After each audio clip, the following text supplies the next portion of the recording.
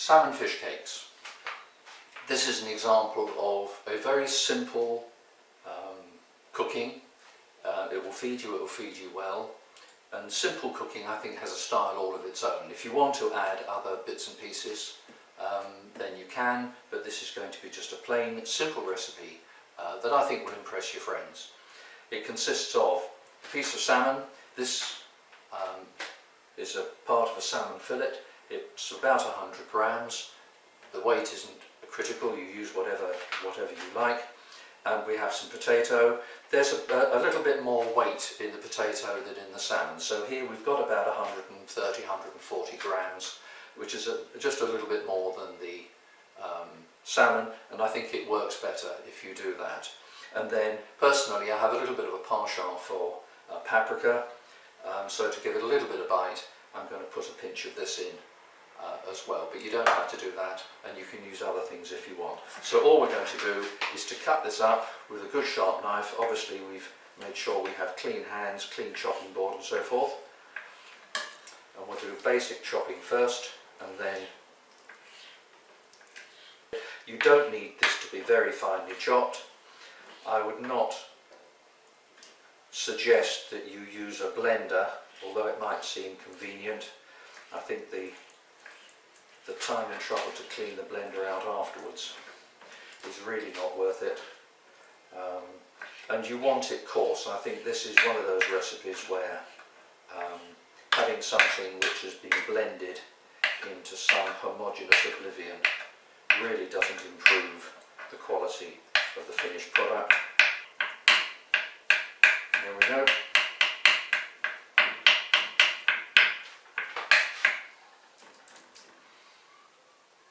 Okay, and now I'm going to add just a little paprika, not a lot.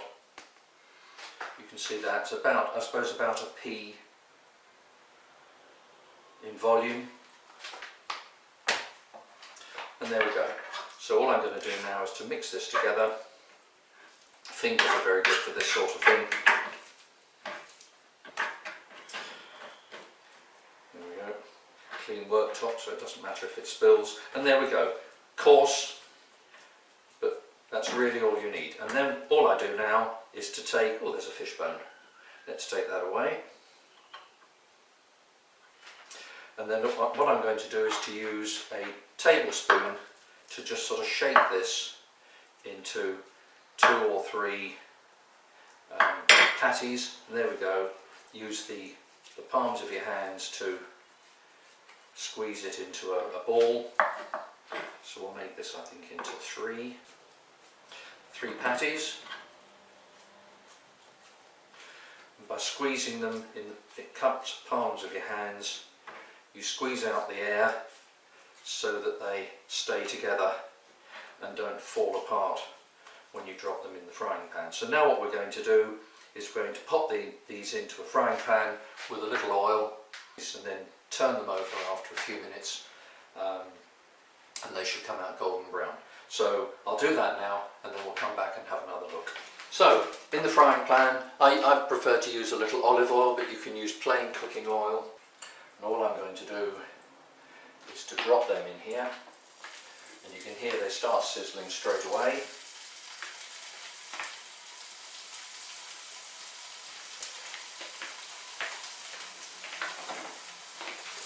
And then with a skillet I just gently tap them down so they're flat on the bottom, and you can see they slide around easily, so they don't, they're not getting stuck anywhere.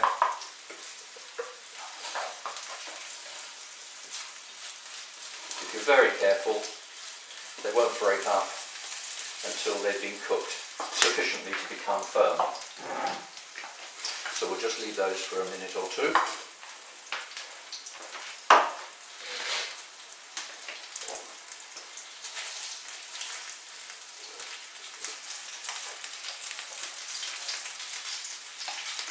There we go.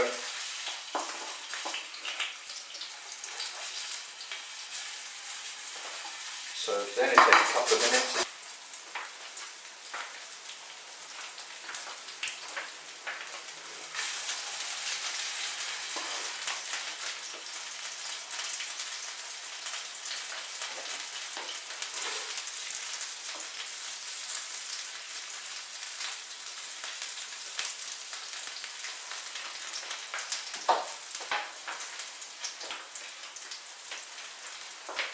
Right, so I have here a pre-warmed plate. You don't really want to put hot food on a cold plate, and if we look over we'll see that this is just nicely done on the underneath.